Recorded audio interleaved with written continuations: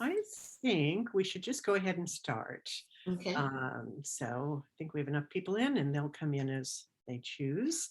So welcome everyone to Ask a Master Gardener. This is a new program that the Master Gardeners of Monterey Bay are doing, because we have this wonderful hotline where people can call or email us, preferably email us, with pictures of plant problems they may be having and descriptions of what the problems are, and then we answer them. And Doug and Beth, who are our primary speakers here, are the co-leads of that project, and just do some, along with other Master Gardeners, do some incredible work in answering questions. So we thought we'd take it live and let people hear some answers to questions we've been asked, but also then ask some questions themselves. So Doug, could you forward to our slides for us to the next one? Oh, now it's not working. Hold on. We had this problem before. Yeah, it's not advancing. Hold on a sec.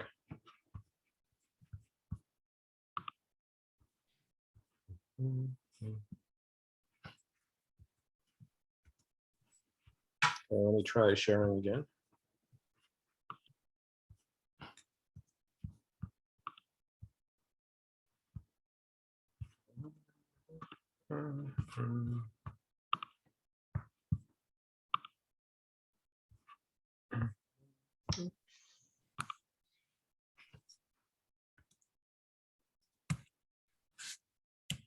I am not sure what the problem is. It is, okay, I just have to drag it.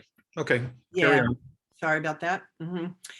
So just a little housekeeping for our Zoom presentation. There's just a handful of us today, so this isn't quite as important, but still, we ask that you keep your microphone muted, just if there's noise going on in the background for any of us, and that you keep your video off, although that one is not so important. That is more to kind of control the amount of, to make sure that all the slides run appropriately and control the amount of, I don't know, wavelength or something that it's taking. But you could keep your videos on. In this case, we have so few. There is a speaker view. If you look up at the top right-hand corner, there's a little view button, and we recommend that you use the speaker view, because then it'll show you just the person speaking. You could also use the gallery with so few of us. The chat window, please feel free to use that for questions as we go along. We will interrupt a few times during the program for some questions, and then we'll spend more time on questions towards the end. But if you put them in the chat when you think of them, that records them for us and we can go back and look. So I have turned on the live script button, closed captions, so you can see that. And then if you have any technical issues, just chat directly with me. I'm Trink, and you can see me actually here. I am shown as the UCMG Monterey host. So just put something in the chat and I'll answer. And then we'll also be putting this presentation, we'll be emailing it to you when we're all done. So you don't have to make too many notes if you'd like. It'll be there and the recording. So let's go to the next slide. Thank you. So just this is going to be really brief. We're part of UC Cooperative Extension. All Master Gardeners in California are part of that UC Cooperative Extension program, where Cooperative Extension is where UC academics kind of go out and help farmers throughout the state. Years ago, though, those farmers written lots of questions from home gardeners, and so they created a Master Gardener organization that they then, the UC system actually trains us. We go through about 5 months of training, and then we give various kinds of programs and projects to help educate home gardeners. So that's really our mission, and this is all part of it. Next one, Doug. So Beth Mcguire is one of the speakers who will be talking to you today. She's been a Master Gardener since 2013, 40 years of growing food, flowers, and herbs. And she has a special interest in pollinator plants and small space gardening. She came to us a few months ago in Monterey Bay here from Santa Clara and did a lot of work on the Santa Clara hotline. So we are great to have, really glad to have her. And she's been very helpful with our hotline. Next one. Next, Doug, you'll be hearing from Doug as well. Doug Lockwood, Master Gardener since 2020. So although he is fairly new to our program, he has incredible experience, again, growing food, flowers, and herbs. And he's now the hotline coordinator. So we'll hear more from him. And finally, this is me, Trink Praxel. I've been a Master Gardener since 2012, also many years out there in the garden growing things. And I just love to share whatever I learn in Master Gardeners with other people. So one more slide, I think. Yeah, and then we turn it over to Beth. Thanks, Beth. Okay, yeah, so we're getting into the meat of our program. Some of the questions that we have had that are either timely or very interesting that have come into the hotline. So the first one is, what is causing yellowing on my tomato leaves, which is such a wonderful, timely question for this time of year. Compared to Santa Clara County, we're probably maybe a month behind. So it's extra timely for the Monterey Bay Master Gardeners in all but the hottest microclimates. But Patty D wrote in and said, I have yellow leaves on my tomato plants and it's been spreading. Is this spreading from the soil? And what do I do to make things better for next year? So this was a great question, but of course, the hotline would like to know more things. You know, what exactly is going on? You know, is it possible to send us a photo? Because it really is a matter of opinion as to what yellow leaves look like. And we'll have a slide a little bit later on the possibilities that we considered. It helps to know what the watering schedule is and what the fertilization schedule is. So the more specific information you can give us on the cultivation, the variety of the plants, that sort of thing, the better answer you are going to get.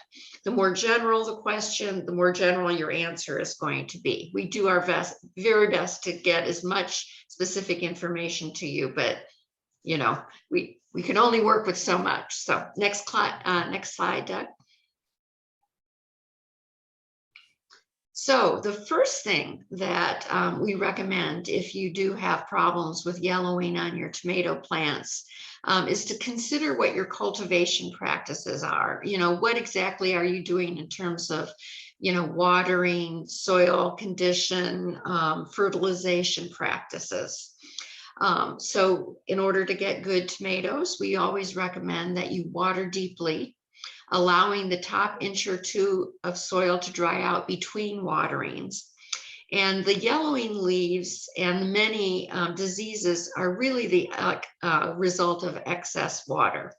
The lower right, there's a picture of sort of curling tomato leaves, and that's really sort of typical of what tomatoes look like when they've been underwatered and thirsty in a minor sense. And sometimes, you know, as the cool evening air comes in a hotter area of this, the counties here, Monterey County and Santa Cruz County, they'll perk up just on their own. But usually when we see the yellowing of leaves, we first consider that it's probably overwatering. If it does happen to be underwatering, as I said, you know, water deeply, rewater when the last top 2 inches are dry. If you can cast some shade, like some shade cloth, or if it's in a pot, move it into a shady area on a really hot day, that will help a little bit. In any case, a nice layer of mulch is good around tomatoes. It helps moderate the soil temperature, and it helps retain moisture in the soil, which is really important in these drought years. We do recommend fertilization during the tomato season. Most books and UC recommend light fertilization every 4 to 6 weeks with something with a fair amount of nitrogen. And so there's a a photograph in there that shows a nitrogen deficient tomato branch versus one that's somewhat normal for that particular variety. And one other little tip is a lot of people will cut back on watering just prior to their big tomato harvest. Many people think that tomatoes are much more flavorful if you give them a little bit of water stress just before harvest. It's easier to do with determinate tomatoes where you get your whole crop all at once. But, you know, if you see you're going to get the bulk of your tomatoes pretty soon, maybe dial back the water as much as you logically can do it, and you might be surprised at what a good result you'll get. So next slide, Deb. So this is an incredible chart that was compiled from the book Pests of the Garden and Small Farm, which is a really incredible UC Press publication. And I think the Sacramento County Master Gardeners actually put this table together. And so once you've decided that you are actually following the best cultivation practices, this sort of lists the major pests that you might see on tomatoes in Northern California. It's not comprehensive. There are books available, big fat volumes with nothing but tomato diseases, but it's probably best to look at the most logical ones first. And in the case of home gardeners, sometimes there are limited solutions that we can employ. If you're a commercial farmer, you might be able to get insecticides or pesticides that are not available to a home gardener. So this is sort of the list. And so what we did is we went through the list and we looked at some of the things that were possibly causing the yellowing of leaves. And there were actually a lot of them. So go ahead and next slide, Deb. Oops, this ended up in this is not the right slide. Let me see, did this end up in the wrong spot? Yeah, this is the one that we wanted. Well, you know what, why don't we roll back to the last slide, since it's in the wrong place, but there also is a really wonderful diagnostic tool available online. And you can, in the search line in your browser, say UC IPM plant diagnostics. And this will actually probably pop up. Or if you just say UC IPM, you will eventually be taken to the panel on the left where it has 4 squares and it says home garden, turf, and landscape pests. And that's really the home base for home gardeners. And so what you would do is you would click on that square and it would bring you to the second panel on the right. And you would actually click where the red arrow is pointing out plant problem and diagnostic tool. So, and then it will ask you the variety of plant you're working with, and then it'll ask you what sort of damage you're seeing, and you'll get down to the most likely diagnoses of the problem with your plant, whether it's a vegetable, a tree, a house plant. There's lots of good information with this diagnostic tool. So we highly recommend it. But let's go to the next slide. So one of the possibilities for the yellowing of leaves is whitefly. And the sweet potato whitefly actually is the most common one and attacks all kinds of various plants, not just sweet potatoes. And they come in slightly variations of color like that. But the way you manage them is you put out a sticky yellow trap.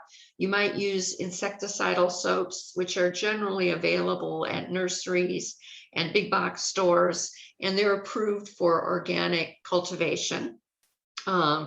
We would also sometimes recommend plant removal if there's a serious infestation that may lead to other plants getting whiteflies. And also we recommend planting beneficial insect or planting plants that attract beneficial insects.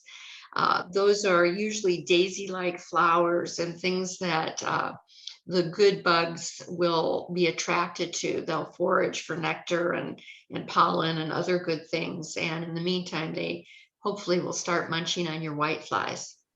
Next slide. Okay, powdery mildew on tomato, and it's very common in the late summer, and it's really it's almost ubiquitous in some areas. I imagine there are probably some areas, some of the other people can pipe in that they see this or they don't on their tomatoes in this area, but it's basically a fungal disease that it attacks all kinds of different summer vegetables later in the year. The main way of avoiding it is good water management, making sure you're not waterlogging your plants, but also not doing overhead watering. Do drip or water at the ground level. Not too much fertilizer, because that will cause some excess green growth. And finally, if you want to treat it, you can treat it with sulfur, which is a good antifungal remedy. You can get sulfur at nurseries and big box stores and bunches of places, and you'll want to follow the instructions that are on the label for that specific product. Next slide. Another thing that's possible, Fusarium wilt. It is a soil-borne disease, and what you can do is remove the plants for the most part. Once you have got Fusarium wilt, it is in the soil, and you'll need to not plant tomatoes or any other solanaceous vegetables for the next 3 or so years. That's like potatoes, tomatoes, eggplants, and tomatoes. And one thing to do is when you're planning not only your garden for next year, not only rotating the crop, moving your tomatoes to a different spot or to a different container or fresh soil, is looking for plants that have a label that says VFN after the variety name. And that will usually, the F means that it's been bred to resist Fusarium wilt. It is a wilting disease, and what it does is it attacks the stem. So the bottom picture really shows what happens inside the stem of the plant when Fusarium wilt has hit it. The top picture shows typical damage that you might see in the leaves. Okay, next slide.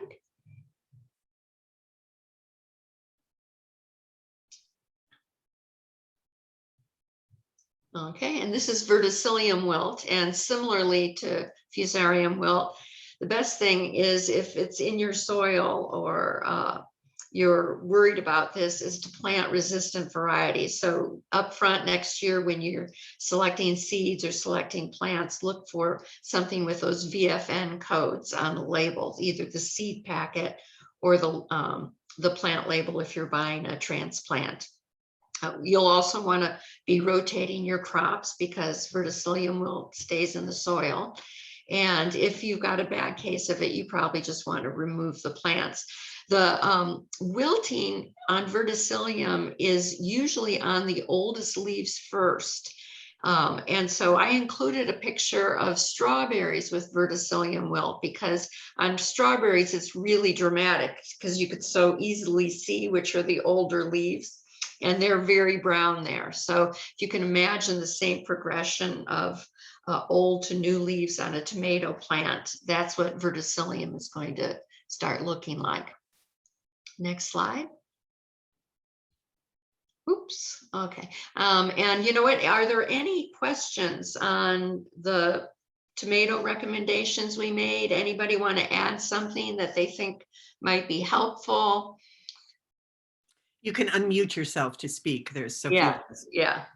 Or you can put something into the chat with whichever one. We have one follow-up question on this one, Beth, Okay. about using baking soda and water on powdery mildew. You know what?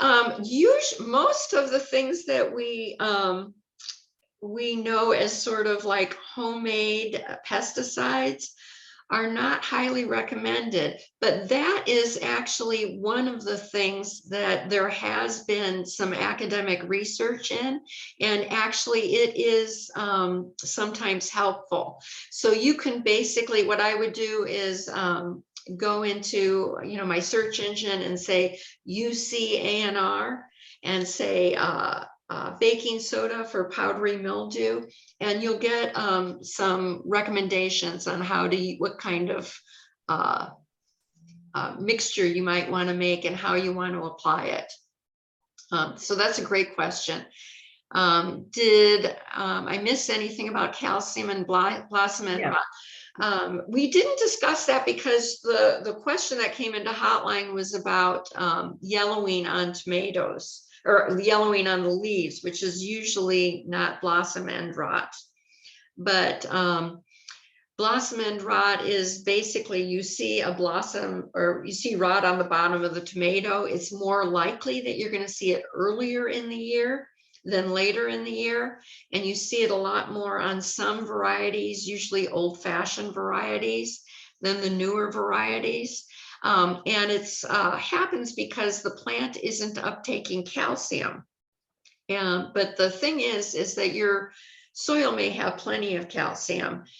Usually what happens when it's a little bit wet and cold in the early part of the year, it's harder for the plant to take up calcium. And so those first few tomatoes may have blossom end rot on them. You can harvest those, cut off the rotten end, enjoy the tomato that's left. And usually once the weather gets a little bit warmer, the blossom end rot will go away. And Beth, I couldn't capture that link to the Sacramento Master Gardener's tomato. So maybe Doug could do that and put that into the chat for us. That would be great. I did put in a link to a webpage from the Sacramento Master Gardeners. It's just really good about a variety of tomato issues. So. Right. Okay. All right. Cenk, is that the troubleshooting chart? Is that the one that Beth presented? Yeah. Okay. On the slide. Yep. Okay, and people who are visiting, they'll get a copy of the slide deck so they can actually look at it there. That chart is also in the knowledge base. So if you go into the hotline, and you actually don't even have to necessarily ask a question. You can look at the knowledge base that's there, and you can see tomato troubleshooting, and that chart should pop up for you. If it doesn't, send a message to the hotline and we'll shoot you back a copy of that. Okay. Thank you. I think you can move on from there. Great. All right. Okay. So another good question we got that was very timely from Adriana. And she said, just wondering how I should prune my apricot tree. It's getting pretty tall and I believe some branches need to be taken off this winter. That is one nice looking apricot tree, I have got to say, right? And it looks like a happy dog underneath it too. So next, go ahead and next slide, please. Okay, so this was really a great question. It came in just a couple weeks ago. And the thing is, apricot and cherry are sort of special exceptions in the pruning world. We do recommend that apricot and cherry be pruned during the summer. And the reason is they are subject to something called Untitled fungus. It usually is something that is really related to rain splashing on unhealed cuts. And so what you want with your apricots and cherries is to go ahead and trim them no later than the end of August, so that you have plenty of time for any kind of pruning cuts to heal before the winter rains come. These are the two real exceptions. You can go in, we have all kinds of information from UC on helping you prune your apricot tree or whatever. But most of the flower buds are found on spurs. There's a really great close-up photograph of spurs. And what you want to do is you want to leave some year-old wood, because that's where the fruit buds are and that's where you're going to get fruit.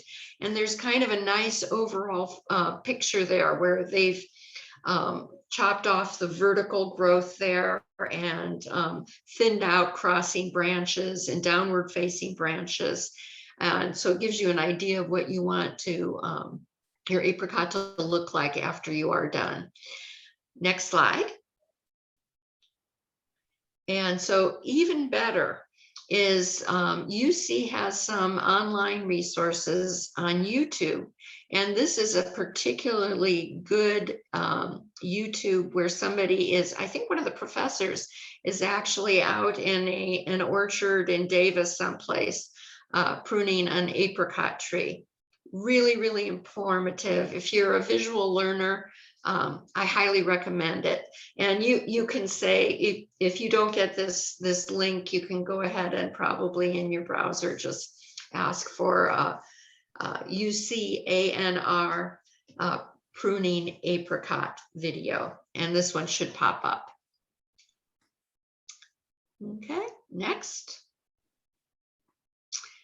And one short thing to say about summer versus winter pruning is apricot and cherry only should be pruned during the warm weather so that their pruning cuts get healed before the winter. Most fruit trees you're going to be doing pruning during the dormant season. You can actually see the structure of the tree much better then, and you're not, having to deal with all the foliage in the way. But you can prune to limit size during the summer. So, if your apple tree is beginning to, block the sidewalk or something, that's just fine. But we don't recommend the big structural pruning be done during the summer. It's better to do it without the foliage on there. And citrus rarely ever need pruning. Most people will prune it again to sort of keep its size contained in whatever area you want, to keep it out of walkways. And also what you'll do is you'll sometimes prune out crossing branches or things that are dead. But citrus is pretty easygoing from this particular standpoint, from the pruning standpoint. So that's summer versus winter pruning. And so that, I think, is the last slide on the apricot tree question. Are there any questions? No questions. Okay. No questions so far. Say, let's go on.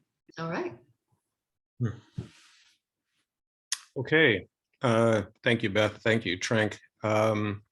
This first question I'm going to cover, and there's a handful of these I'm going to go through, has to do with problems with a persimmon tree. Is Margarita in attendance today?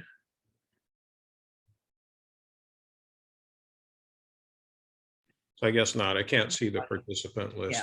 Yeah, but, yeah, I don't see her here. Mhm. yeah. So she submitted this inquiry to the hotline asking what's wrong with her persimmon tree and noting that she fertilizes it regularly and waters it once a week for about 20 minutes. And, from the general appearance of the tree, it looks like it may be suffering from a lack of nutrients, and it certainly may not be getting enough moisture. So, the follow-on questions we would have in this case is what is known about the soil fertility at this point? Has it been tested for nutrients? Because persimmon trees tend to do better in an acidic soil environment, mildly acidic, we're wondering what the soil pH is and if it's ever been tested. How good is the drainage? It looks like it may be fairly good, but it's difficult to tell from the picture.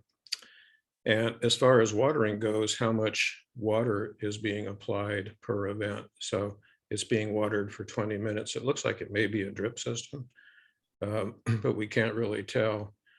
And in any event, is moisture penetrating down to the root zone?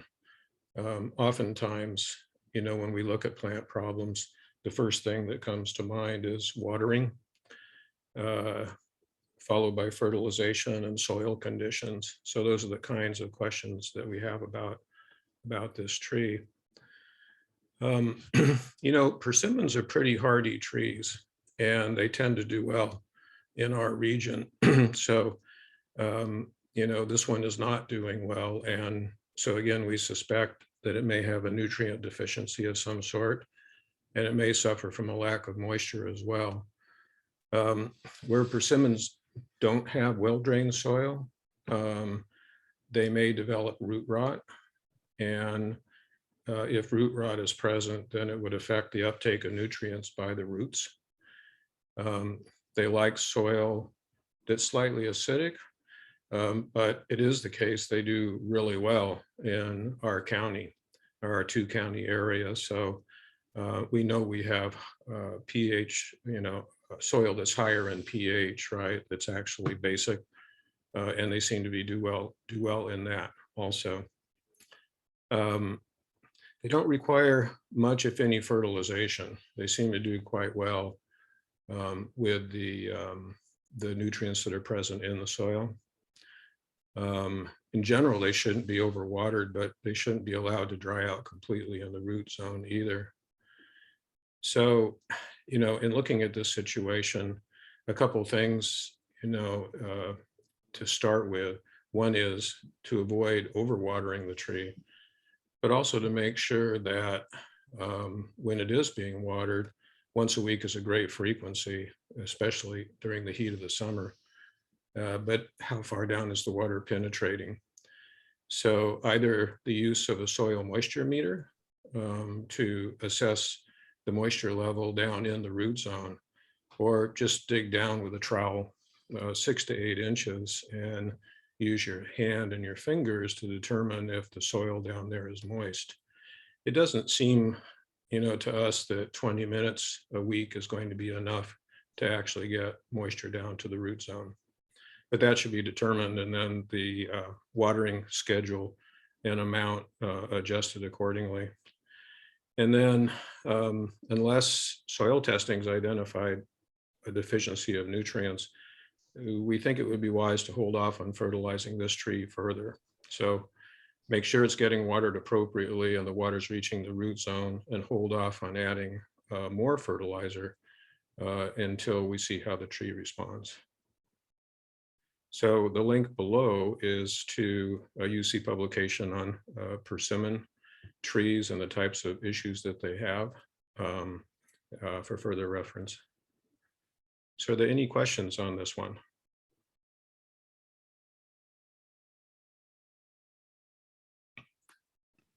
No questions posted. And oh, here, Delise has one. Any tips on planting a bare root persimmon?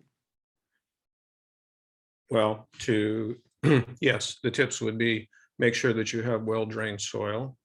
Plant it according to the directions you get from the nursery. In particular, make sure that the bud union is above ground level, so that the tree is not planted too low, because that could contribute to rot situation on the tree trunk. And in the case of a young tree, make doubly sure that it remains moist in the root zone, but not waterlogged, because we don't want to develop rot problems in the root zone. Okay, that sounds great. So why don't we move on to the next? Okay.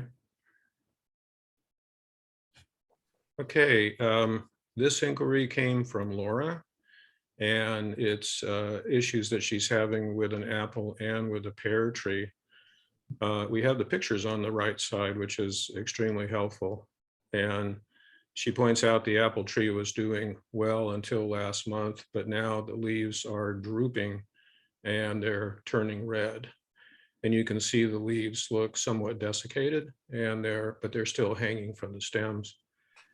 The second issue is the pear, which looks like it was planted this year, is not producing any leaves.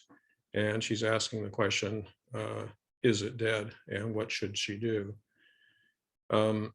So in this case, we're interested once again in watering, how much water is being applied. Is it being allowed to pool? at the bottom of the plant, which could create a situation where rot could occur. Is the tree planted at an appropriate depth? How well is the soil draining? And these two trees, if there's a common problem affecting them, well, one indication might be that they're planted next to each other. But if they're spaced further apart, then that perhaps becomes less likely. And then, of course, is the pear tree actually dead, which can be determined by breaking off a stem or two and see if the wood is dry and brittle, or is the stem green and flexible internally, which would mean that the tree is still alive. So we think it's possible that the apple tree at least is suffering from Phytophthora root rot. And one indicator of this is where the leaves are wilted, but they remain attached to the tree. That's a symptom. Given the condition of the plant, and this is always a tough decision, but it might be best to go ahead and replace the plant. And and we'll talk in a moment about how that could be done. The thing about Phytophthora, if that is the case, that it's there, it's in the soil, and it probably always will be. So if this plant is replaced or other plants are put in the same location, making sure they have a resistant rootstock would be important. And frankly, if possible, plant the new plants in a different location where the Phytophthora may not be present.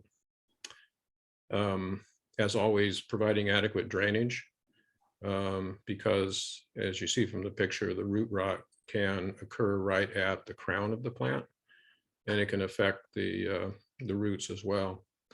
And you don't want to plant the plant too deeply or let water pool around the base of the plant, because that could encourage the Phytophthora rot to progress. And then, as I said, the pear may be affected by the same thing, but we can't really tell. So checking to see if it's actually dead by snapping off some twigs and checking the condition of the wood internally is important. If it's still alive, then Laura could consider waiting till next year to see if the tree comes back, or going ahead and replacing it with another tree. And if a resistant rootstock variety is available, that would be the thing to do. No questions so far. Any questions? Yeah, no questions so far, Doug. On this one? I think no questions so far, so you could go ahead. Okay. Okay, this one is from Kate, and it has to do with suckers on a fig tree. This looks like a black mission fig, most likely. And her question is, this is a 3-year-old fig, and it has a lot of suckers at the bottom. I think it's been allowed to develop suckers, and they haven't been removed when they were small. And she's asking if it's best to dig them out completely and leave the main trunk only. And then, kind of an ancillary question is, can the suckers be planted, to propagate more fig trees? And this raises an interesting possibility because these figs are robust trees, and they can be grown in different forms, and we'll show an example on the next slide. So, one question we have, probably the only question here, is, what sort of tree structure is she looking to have in the mature tree? So there's an example on the right side of a fig tree that's being grown as a multi-stem, more of a shrub almost. This is actually one in my own garden, so I'm pretty familiar with these plants. And so, for most trees, suckers should be removed. They tend to be weakly attached, and they tend to grow from the rootstock, so that if they do grow, you're not getting the same tree as the tree that is grafted onto the rootstock. but fig trees aren't grafted. And the suckers that do develop tend to be strongly attached. So, you know, if she wanted to, she could let those suckers develop into scaffold branches on the side of the plant. But I'll just go back here. The thing is, this plant already has a strong leader. It's on its way to being a tree. And so, you know, on balance, the best thing to do is to remove the suckers. We're recommending removing them down to the soil line and not dig them further down, because that could injure the main stem and the roots that are subsurface. So that means it'll be a long-term maintenance issue. As new suckers appear, they'll just need to be clipped off. And those suckers can easily be propagated into new fig trees that should do fine. So this link below is to a UC publication on pruning and training trees, and it explains the different forms that a tree can take and how to achieve that through pruning. Any questions on this one? Or any suggestions, or anyone that wants to add something helpful on this? I'd like to say that the home orchard reference there, the big picture pruning and training, is the same link that was on the apricot tree there. The backyard orchard book is really a really wonderful resource. Highly recommended. Yeah, excellent. Great. Okay. Okay. Do you have, were there just 5 questions, Doug, that you want I to? think there's 2 more. Okay, great. Go for it. Okay, this next question was from Robin, and this is a lemon tree. And she points out it's dropping leaves like crazy, as she says, and she's concerned it's because of overwatering or underwatering. She notes new growth and blossoms, but can't figure out the leaf drop. Maybe it needs food, question mark. So again, you know, we're always thinking about water and fertilization in a situation like that as being the top hitters. We think this is probably a lack of moisture and a lack of fertilizer. If you look at this plant, you'll see that the newest leaves, which are up at the top, are pale yellow or pale green, yellowish. And that's really an indication of lack of nitrogen. And the fact that leaves are dropping off is probably an indication of a lack of moisture. So, you know, once again, using a moisture level, check the moisture level with a meter, or just dig down with a trowel. If you go down, you know, the first couple inches and those first couple inches are dry, it's time to water the plant again. And again, ideally what you want is to maintain moisture, some level of moisture at the root zone so that they don't dry out completely. Lemons are heavy nitrogen feeders, and they also sometimes need zinc and iron in sulfated form. And, you know, citrus fertilizers are sold commercially and are pretty effective on these plants. And applying a quick shot of micronutrients using something like Miracle-Gro, I think she would see immediate results. And again, you know, some type of granular fertilizer that's going to be slow release is desirable too. But the foliar feeder fertilizer would produce immediate results, and that I think would green the plant up. So the link below is to a reference on citrus, and it includes fertilization and planting and site selection and those types of issues. So any questions on this one? Not on this one, but let's go back to the question about the fig and rooting suckers. Yeah. Someone asks here, they've not had success with rooting suckers by using root tone and putting them in potting soil. Do you have any other techniques that might be more helpful? Well, I've had success like this one here, for instance, on the right side of the frame. This was a 6-inch branch that I actually bought a half dozen of them on eBay. Huh. Okay. And all I did was to, bury them vertically in pots. Mhm. And I think I had 2 or 3 buds, actual bud unions underground.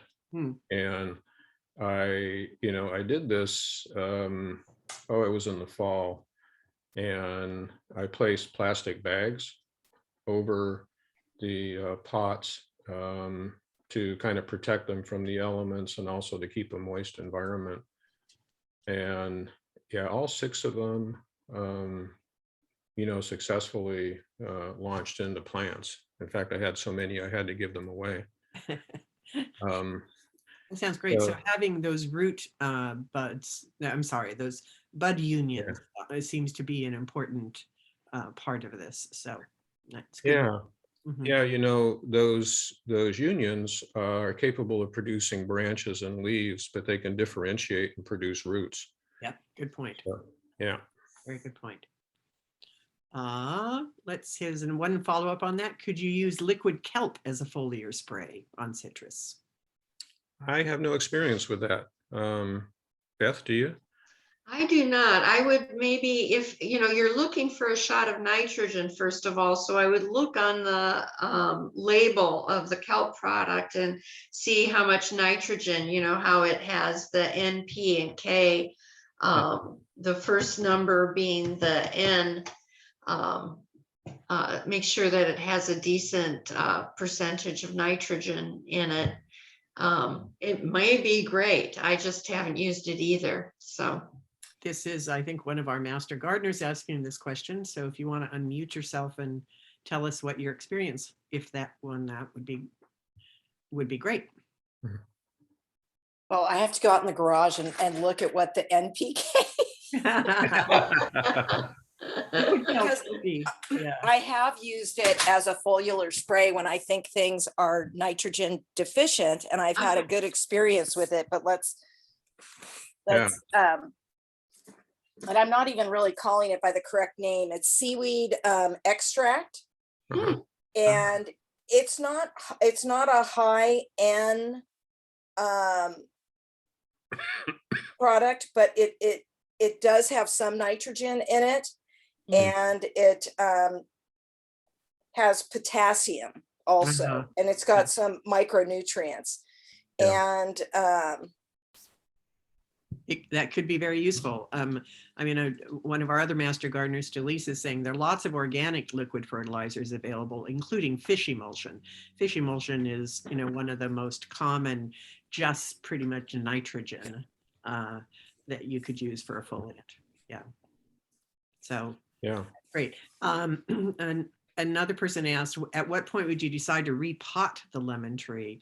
I heard you can prune the roots in the same pot.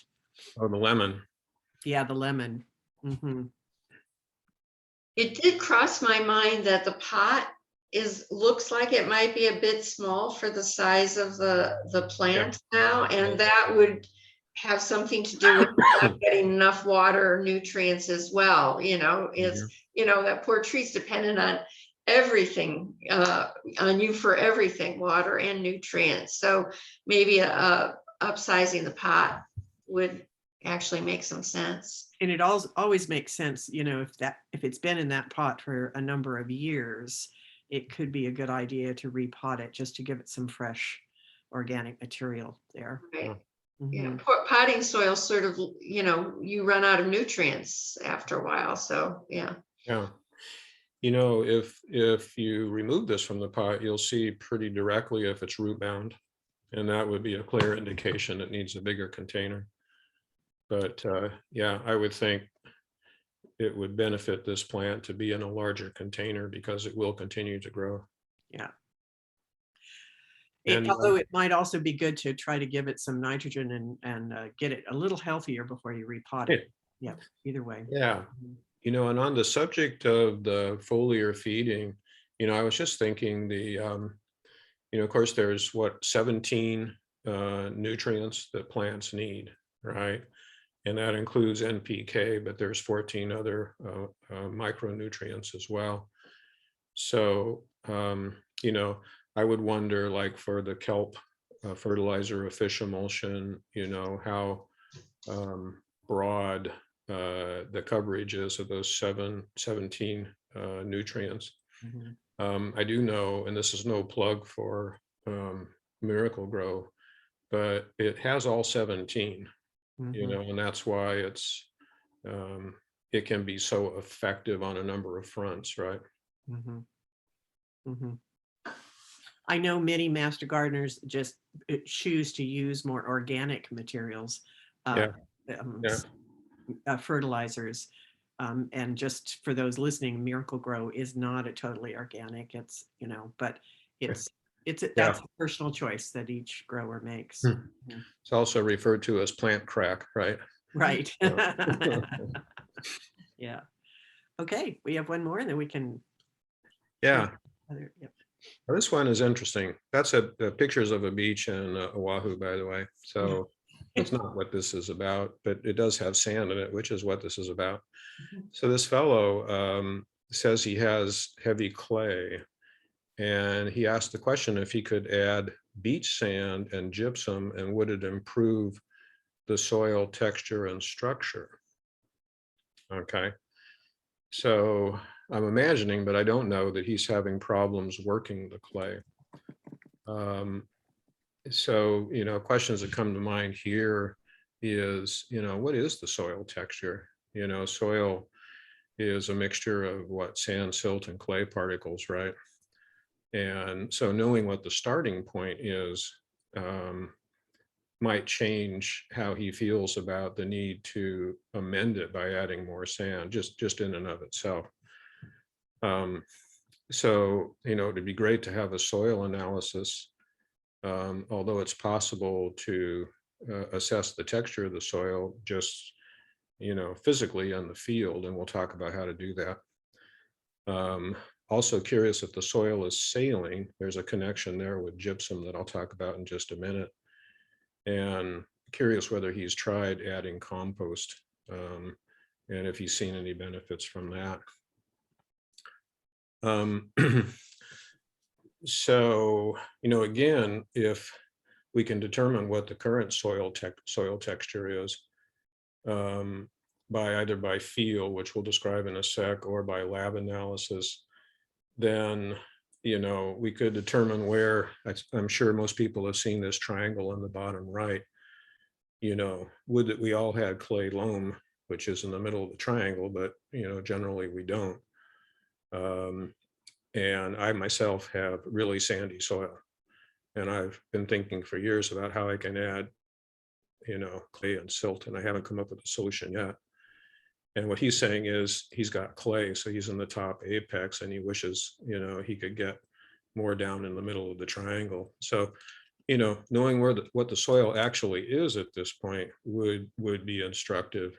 You know, we do know that the single best thing that can be done is to add compost, and that can be added up to, say, 30% by volume, and that's going to improve, it's going to put organic material into the soil, and it's going to improve soil fertility and water holding capacity. So it's a no-brainer to do that. Turns out it is possible to add sand, but it's pretty impractical, you know, to add enough sand to clay to get down somewhere in the bottom left of the triangle. You'd probably have to add up to 40 to 45% by volume sand, and you'd have to mix it in. And in doing that, you pretty much disrupt whatever soil structure you have going on. And it's heavy to deal with. It's, you know, it's expensive, and it may be impractical to do that because of the problems of mixing that, you know, down into the soil profile. And again, sand would do nothing to improve soil fertility or the ability of the soil to hold water. So, and then in particular, beach sand obviously could be saline.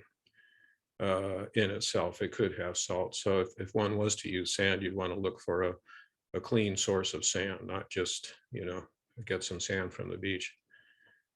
And then that brings up the whole subject of gypsum.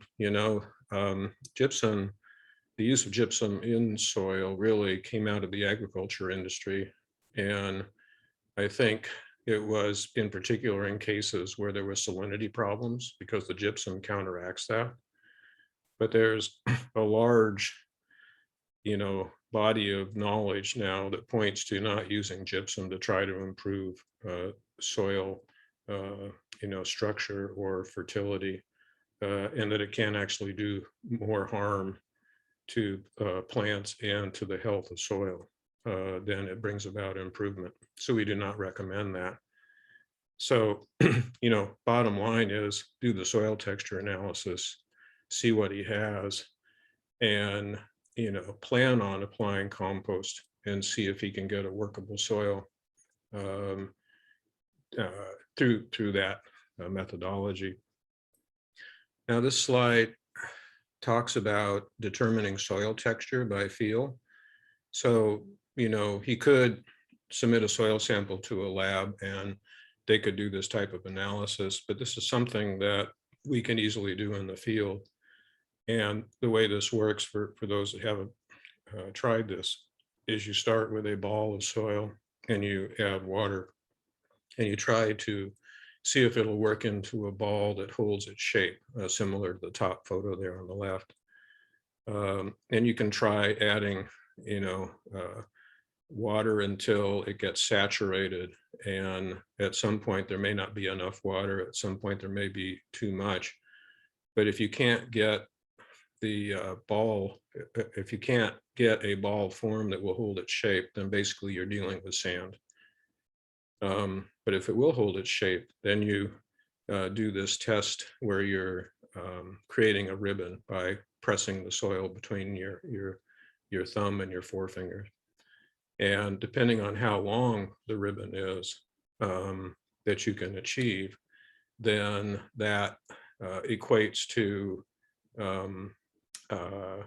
whether it's a loamy sand, all the way down to clay. Okay.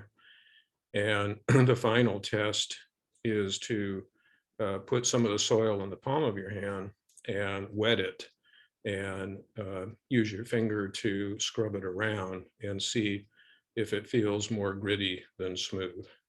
So you can see the logic check here. If the ball falls apart, then we have sand.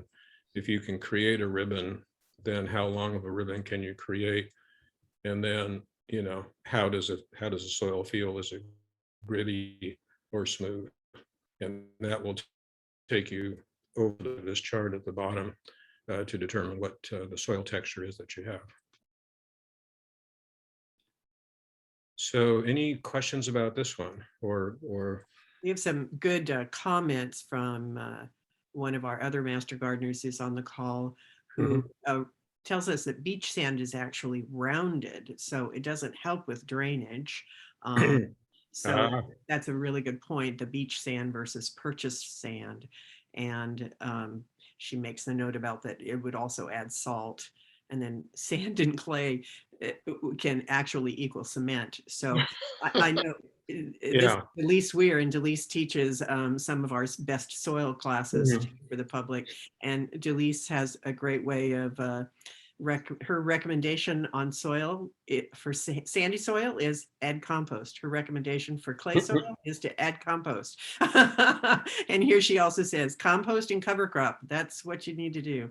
And I think any gardener will tell you, if you don't like the soil that you have, you just need to keep adding compost, and it may take 2-3 years, but just add compost, work it, add more compost.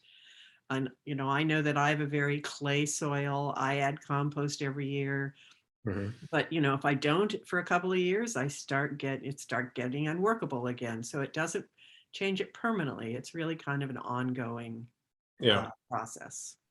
Delise, you want to unmute and add anything to that? Well, I want to apologize because I couldn't help myself. Well, those are I good. loved learning about the palm technique for texture determination. Yeah. I haven't used that one. That was great. I would tell this person to cover crop. It's probably the easiest way to get the most amount of organic material for very cheap into his soil. And then always keep something growing on it and mulch it constantly. Great. Yeah. So those are, I think, our questions, right, for today. And great presentations. Thank you very much, Beth and Doug. And I just want to open it up then to anyone else who's participating here and wants to ask any other questions that may be driving them crazy in their garden right now. Feel free to unmute yourself. Susan, it looks like do you have a question? Yes, I do. I am in a rental up in Bonnie Doon, and my landlord has asked me not to plant anything in the ground. I think some of it has to do with fire and some of it has to do with water usage. But the soil here is very, very poor, and I am composting, but I like Delisa's idea of putting in maybe a cover crop. Yeah. Is there a suggestion that I could just like clover or? But you're talking about in the ground or in your pots? Well, actually in the pots, I'm sorry. I can control the soil in the pots, but the soil in the ground soil is very, very poor. And I sort of just rake it, mow it, and mostly weeds. And but I would like to see the earth get a little in better shape. And I don't know quite how to do that without necessarily planting things that I have to care for, I guess. Maybe, I don't think he would mind if I put out a cover crop, but I think he doesn't want like citrus trees or fruit trees or ongoing things. Well, it does pretty much depend on, what you also want to grow. But as we're talking about, if it's very bad soil, the feeling of it is very, hard to dig and rough, then yes. certainly adding compost will help, but will improve it.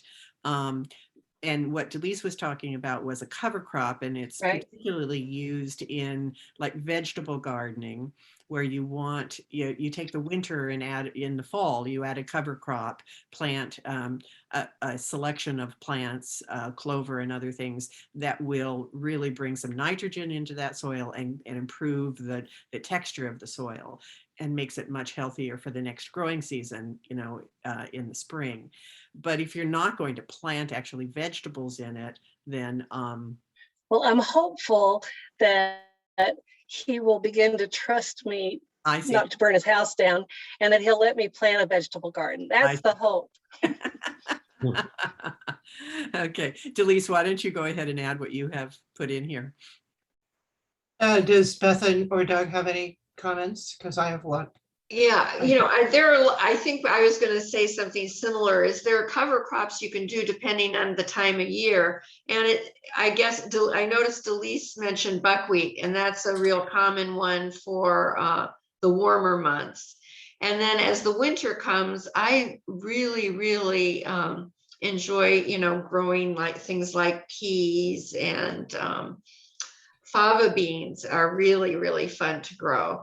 And, you would put those in, in the fall toward Halloween, Thanksgiving, Christmas time. Yeah. And I recommended buckwheat because it's really, really fast. It's really, really quick, easy. It's low growing, herbaceous. It provides pollinator habitat. Good. And it's really easy to dig into the ground afterwards, and the roots really help break up the soil. So that one, within a month or within 2 months, you can dig it in. And the other low growing herbaceous one that's good for the soil is Kodiak mustard. And that actually has properties that it inoculates against nematodes and some soil-borne diseases. And that one you can plant in October, November. Oh, good. Great. And Get you going. I think Delise is giving a class on this in the fall, aren't you, Delise? Oh, well, if our meeting before this meeting is true, yes. So watch for a class for that coming up. In cover crops in general. Oh, good. I will. Yeah, great. Any other questions? Anybody else? For people who don't live in a high fire danger, using thick layers of arbor chips is really a good thing to do, and you can often get, huge volumes of them for free. The problem is I've seen various opinions on whether you should have them in an area that's high fire danger. And I have a funny feeling your landlord's hair will be on fire if he sees that, Susan. So I'm not going to make that recommendation, but for many people, that's a really, really good way of improving your soil with not a lot of effort and great weed suppression. Yeah. Yes, a lot of the trees here, especially the bird, well, all of the bird trees are getting cut down and chipped. And almost everybody has a big pile of chips that they're looking what to do with. And all the local volunteer fire people say, do not spread them in your yard. And certainly not within 30 feet of your house. And yeah, so I've got that one. And if anybody does need chips, there's a lot up here in Bonnie Doon. There's a lot. Thank you, Susan. Yeah. Okay. Anyone else with any comments or questions? Okay. Well, we hope you found this useful. Why don't we, we've kind of covered, I think, everyone's questions. That's good. I just want to ask you to give us some feedback. There's a link here and for our class evaluation. It's an online class evaluation. It's also, if you move to the beginning of this chat, it's also there again, and the beginning of the class. And then we also do have more classes coming up this fall, and there's a link there on the slide as well as in the chat for the upcoming classes. And we have some good ones. We have a fall vegetable growing class in the beginning of September, and then a drought tolerant class, drought tolerant perennial class at the end of September. So take another look, and I think those will be some good ones coming up. Okay, anything else? I think that pretty much does it for us. Can I make one more comment? Please, Delise, go ahead. For Susan, I just wanted to let you know that we did one of these presentations on container gardening, and it's been recorded, so we can get that information to you if you want to watch. Oh, that's a great idea. Great, thank you. Yeah. And of course, with container gardening, you can completely control your soil, as we were talking about. So makes it much easier. And your rodents. And your rodents. Or not. At least the ground squirrels aren't such an issue, right? The gophers. Yeah. Right. Okay, great. Well, thank you all for joining us, and we'll probably do this again in another month or so, because keep an eye out for it. So thanks much. Thank you. Thanks. Bye-bye. Okay. Bye.